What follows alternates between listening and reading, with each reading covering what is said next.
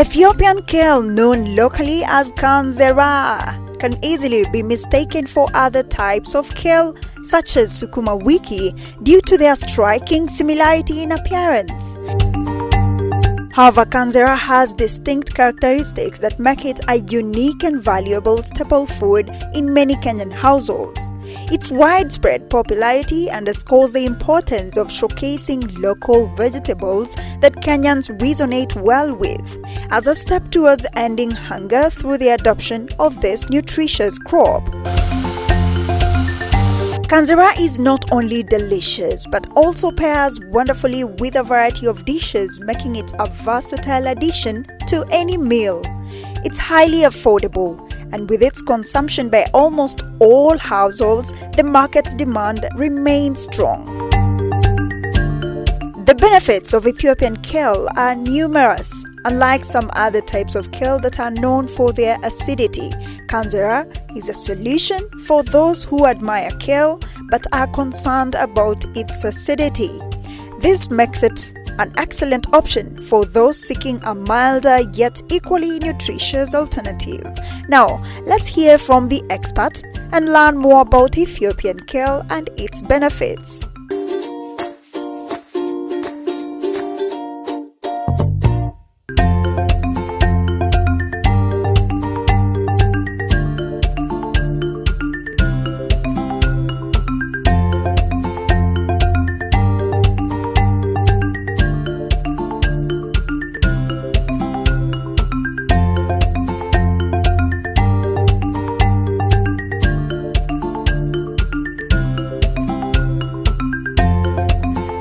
Hello and welcome to Kilimo and Biashara show. Thank you so much for choosing us. Today, we want to delve into one of your favorite vegetables.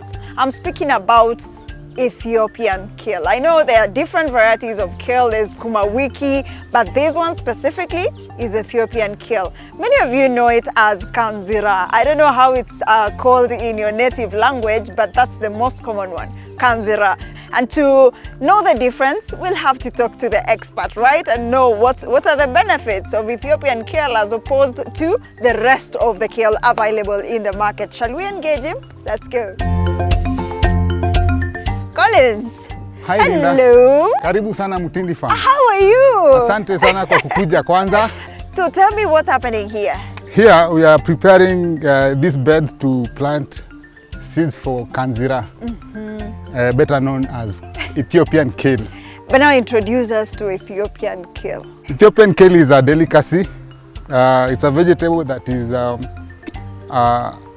it's a cousin to kale, the common sukuma wiki and the matumbo skuma, the kali sukuma wiki. So this is the cousin to these varieties of sukuma wiki. And now, why did you decide it's the cousin and not the sukuma wiki? I do both. I do both the sukuma wiki and this, but now you see this has no gas. So people prefer this than the sukuma wiki because in the urban, because you can see this is an urban setup, most people are suffering from ulcers and other people are living with some conditions. So this is best for people who live with the condition for ulcers. So people prefer this in the market than the normal sukuma wiki.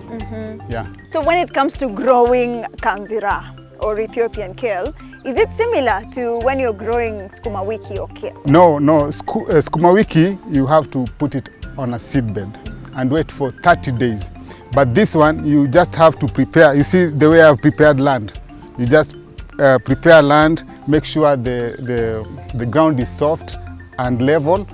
You add manure, mix, and then you plant directly. And the difference is the other sukuma wiki takes 1 month to transplant. But this one takes less than a month to harvest. And how about management? How do you ensure that the farm is productive? Management of this one is easier, but if you are not careful, it can be a disaster on you. Because you see, this one we don't plant on lines, or we don't use like this one we broadcast, and the other one we put on the lines. So broadcasting means 2 or 3 seeds will land on the same place, and which means you'll not use a hoe to cultivate ama kupalilia, you know, you understand? Yeah. So for this one, the management is a bit different from the other one. But the good thing about this one, it doesn't require much attention. Other than just weeding, it doesn't require much attention as long as your soil is rich. And since it's broadcasted randomly, it won't compete for food. Every plant competes for food. That's what we know, and that is what it is. But if you take good care, if you weed and eliminate the weeds, your Kanzira will do amazingly well on your farm. Yeah. Does it need a particular type of soil to thrive? Apparently on my land, I'll show you on the other side, I have 2 types of soil. I have cotton soil and I have this red soil. For Kanzira, you know, number one, you must understand, Kanzira is a drought resistant plant, and it does well also in during cold season. So Kanzira does well on both the soils as long as you prepare your land well, you manure your land, and you make sure it's clean, like there's no weeds, because Kanzira is a weak plant. It's weak. It's very weak. Speaking about manure, what do you feed on? How is your feeding regime? I am organic, but I don't want to lie that I am 100% organic. I try to be at least 95% organic, because as the weather changes, the global warming, we get new infections, we get new pests coming. So at some point, I use the normal herbicide that we buy, but mostly I use urine from rabbit, which I keep. I keep rabbits and I collect urine. I use it as a herbicide and as a foliar. I will show you just a few. So managing Kanzira is easy. And now, when it comes to pests and diseases, is it prone to it? Yes, it is very prone to pests and diseases at some stage. When it's about 2 weeks. When it's about 2 weeks, you'll start seeing aphids. If you don't, you know, normally, me, I manage my plant. So I know what to give it. If I plant today, after a week, I know what to give it. After another week, I will know what to do, so that it's not affected by either cold or diseases or pests. Yeah. Yes. Okay. Can we broadcast now? Yes, you can. Okay. Now, where do we start broadcasting from? Now, we normally start. It's logical to just start from one point, going to another point. Yes. So we will start from this point. You see, wameanza kuweka manure pande hii wakienda hivi. So we'll start here while going there. Okay. So that tukifika huko, we don't step again on the farm, kanyaga. But first, let me look at the seeds. Yeah. How does it feel? You're a very clever girl, Wewe ni mjanja, hutaki kupanda kitu ingine. Hii mbegu ukiangalia, kuna brown, a bit yellow and green. Yes. The brown and the yellow ones, they will grow. But these green ones, even if they grow, they will not, they will not be, because the seeds haven't really matured. And it's not like they haven't matured now. It's maybe when we were harvesting the seeds, they were not matured then. Okay. Completely matured. But most of them are matured. Okay. Then let's plant. So I want to show you a technique for broadcasting. You don't grab a handful. You grab like 4 or 5 tablespoons. And then you see how, yes, that's a lot. You see this, I want them to come from, let me put this down. When you're broadcasting, the seeds will be coming from here, Yeah. not everywhere. You see how Yes. my hii yangu imejifunga. So you will, you see. Ah. So this one acts like a sprinkler. This, you see, yeah? Okay. Let's do this. Let's do this. And now we'll have to come So we up. start from here. Okay. From here, come up, Okay. so that we can All right. tuweke kila pahali hivi. And while you are broadcasting, Yes.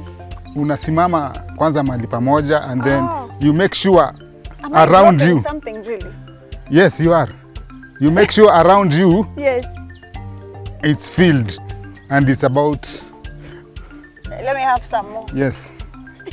Yeah, it may seem funny, but there's something we are doing. This is quite interesting, right? Imagine this is how you broadcast for Kanzira or Ethiopian kale. This is how you do it. So fancy. But the main aim is to ensure that it's equally scattered around because this is the broadcasting method.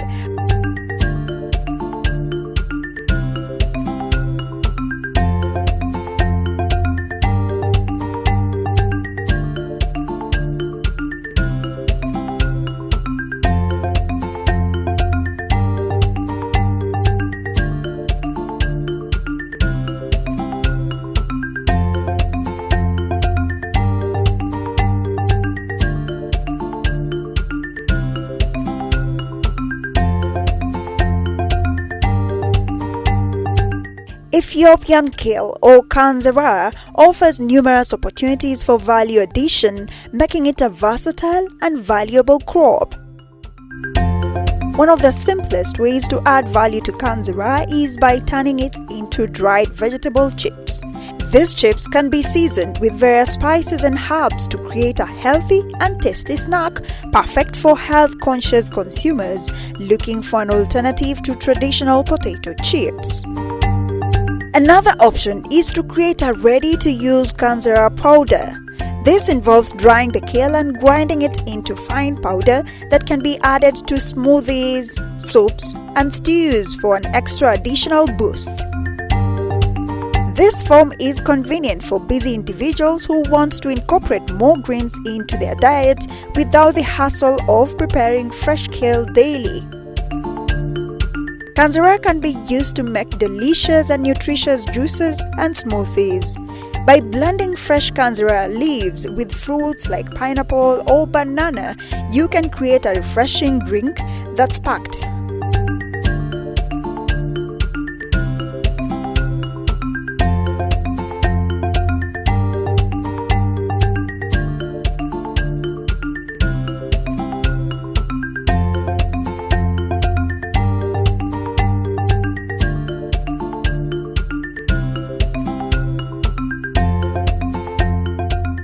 And if you're just joining us right now, then it's not too late. Today we're focusing on Ethiopian kale, famously known as Kanzira locally here in the country. I don't know how you call it in your native language, but for today, let's call it Kanzira. And well, let me just ask Collins, Yeah. what does it take to get here? What did it take? As I had mentioned earlier, it needs land preparation, and then when you prepare land, you broadcast, as I showed you, and then you take time. And scouting, you need to scout your farm thoroughly every time, every hour if it's possible, but me I do it twice. But when you say scouting, what do you look out for? Because I know it's different for different crops. You know, when you're scouting your farm, you don't look for a specific thing. You look for anything that will hinder the growth or that will damage your crop. So when I'm scouting, I look for fungal infections. I look for anything that is infesting on my crops, and I also look on where weed has infested much, so that weeding can start be removed on one or wherever it has been affected. Yeah, so scouting and hard work and preparation. Let me just say preparation. That's the term I can use. So this crop is how many weeks old? Now this is 2 weeks old, it's about to be harvested. If I give it another week, it will be ready for harvest. So what are the indications that this crop is ready for harvest? Identifying, you'll see the broad leaves. You can see broad leaves. For now, it's ready to harvest, but it's not really harvesting. I call it thinning. Thinning, you know, people thin, but this you thin and eat. It's like harvesting. But what is thinning? Thinning is like reducing like removing the ones that are big or the ones that are weak.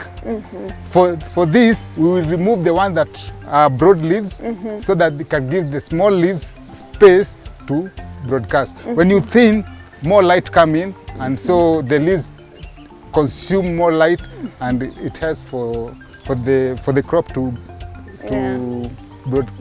broaden their leaves. Yeah.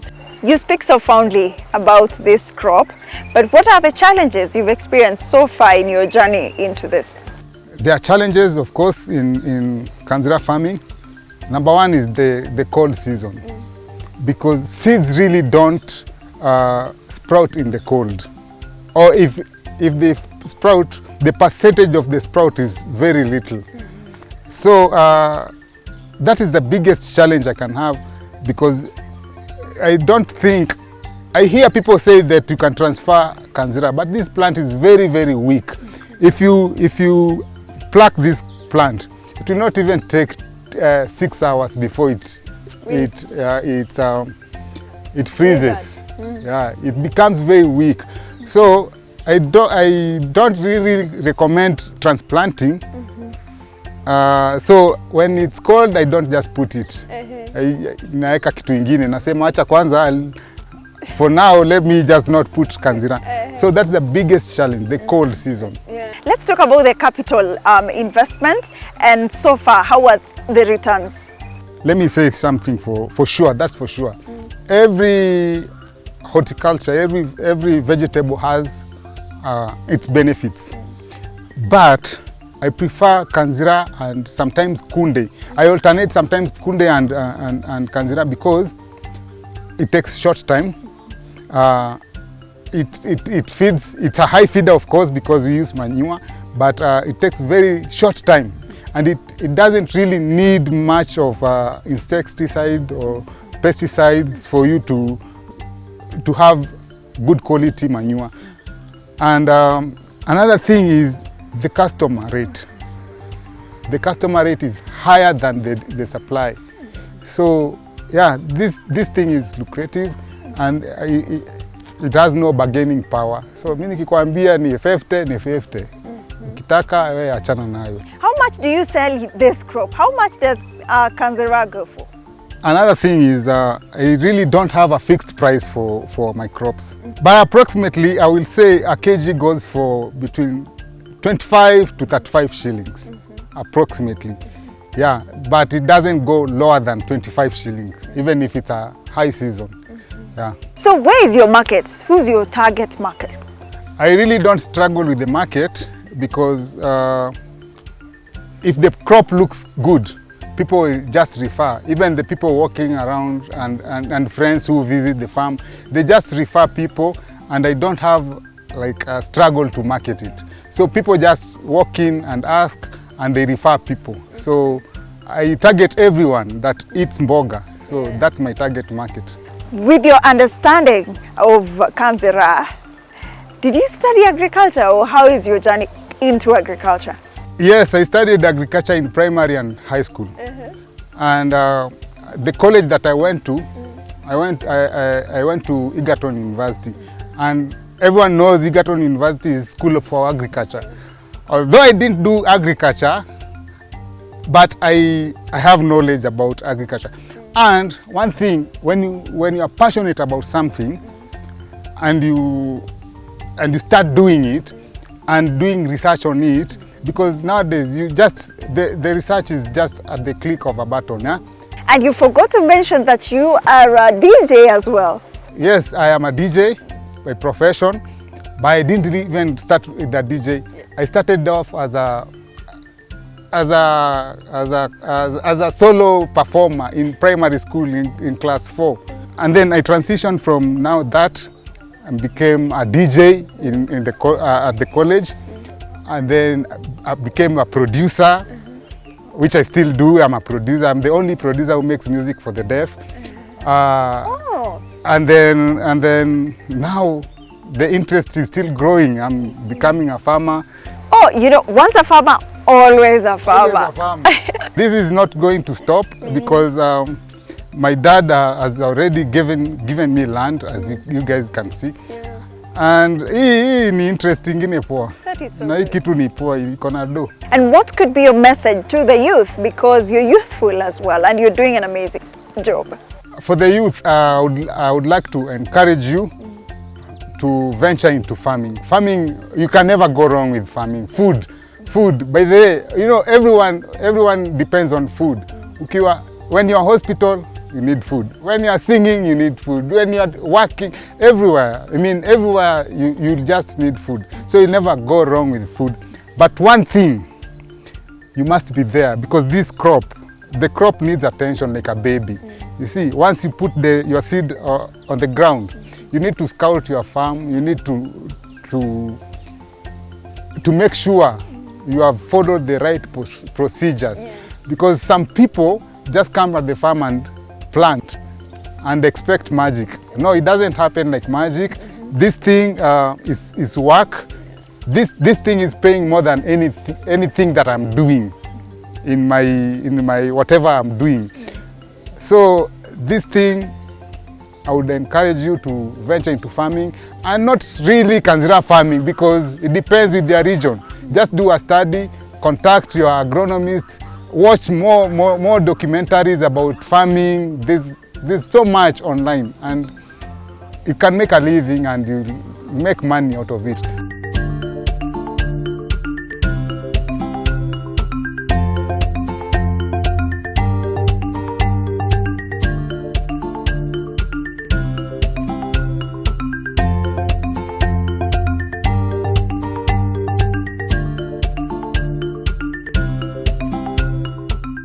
You're doing an amazing job. We truly appreciate your time.